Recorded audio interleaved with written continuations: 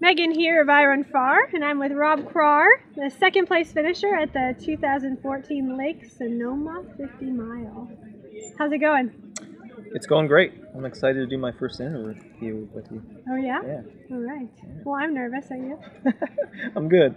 I'm tired. Well, you did say a few minutes ago that it was a tough day out, a rough day out for you. So, talk about how you're feeling right now. Yeah. It's interesting. It was a difficult day. Maybe I shouldn't call it a tough day. It was a really exciting, challenging day. I think is a good way to put it. The course, by its nature, didn't allow me to get into a good rhythm, and it was tough. It's 10,000 feet of vert in the 50 miler. A lot of steep up and downs, and it presented a unique challenge that I haven't experienced before. But I was telling you earlier, every ultra is a huge learning curve for me, so it's exciting. This one, the learning curve was the steepest of the climbs today? Probably, yes. That's a good way to put it. Yeah. But, it was an awesome race. It was exciting, and I think that's really important. And first race of the season, I'm happy. Well, good to know that it was exciting from the inside out, because it was pretty exciting looking from the outside in. Yeah. So walk us through the race for you. In the early miles, you were kind of running pretty, it was like a loose pack. It was like, kind of accordion style. Yeah. Loose pack. But walk us through how things went. Yeah, I'm never great at walking through a race. I kind of zone out, but it was myself, Chris Vargo, Sage, and Max running, like you say, not as a tight pack, but in the accordion all the way through midway. And then things kind of broke up shortly after that. Chris and Sage put a good move on and broke away. I eventually caught up to them, past Max in between, and then it was the three of us running for a couple miles, and then Chris dropped. I'm not sure where he dropped, but then it was Sage and I, and it really wasn't, we didn't do much running together. It was, like I said, I was struggling out there, so Sage would pull away, and somehow I'd managed to reel him back in. It was back and forth for pretty much the last third of the race, I'd say. Okay. So yeah, you sat in third, like 12 miles to go. You were sitting in third with 4.5 miles to go. You were actually 2 minutes back of Sage and 5 minutes back of the lead with 4.5 miles to go, and it ended up with you in second, and was it just over a minute? I think so. Off the lead. Yeah. So it must have been a fairly interesting last 4.5 miles. What happened? I'd say the last 15 was really interesting for me. Yeah, I was really struggling, hit a really low point after the last crew aid station, which I think is 12.7 to go. Okay. Kind of got us out of sight of everybody. I just kind of walked. I was a little flustered and just in a zone that I haven't been in before in an ultra, even with Western States, and took a little breather, kind of reevaluated the race and my strategy, and got some calories in me. Didn't help a whole lot, to be honest. I just did everything I could. I was struggling on the climbs from that last aid station to the 4.5 mile aid station.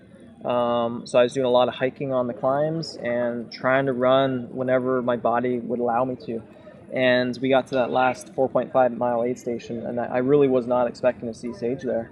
But I caught a glimpse of him, and somehow I managed to turn things around at the aid station. I don't even think it was an aid station Coke. I just grabbed a guy's Coke. I said, "Hey, can I have that?" And I just pounded a Coke, pounded 2 gels, and saw Alex Varner on the way out. And to be honest, I started running more scared from Alex as opposed to chasing Sage. But somehow I found a rhythm, and I really had a great last 4.5 miles. And it's funny, I figured I was probably catching Sage, and there's a little voice in the back of my mind that was telling me, kind of wishing I wouldn't see Sage, because I knew if I saw Sage, I'd have to run even harder. And then I saw Sage with like 1.5 miles to go, and I was like, oh shit, there's Sage. I was like, okay, let's go. So put in a pretty strong move to catch Sage, and maybe I ran behind him for 100, 200 meters or so, and passed him and just gave it everything I could.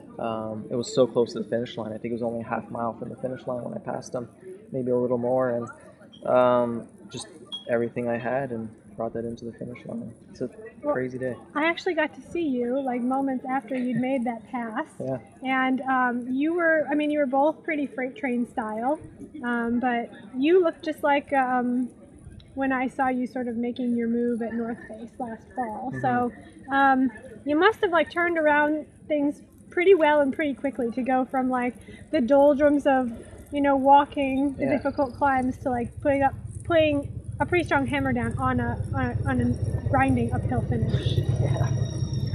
Yeah, I did, and I don't know how. I really don't. Like I say, that was the lowest point I've ever experienced in an ultra, and I would have put money that I couldn't do that.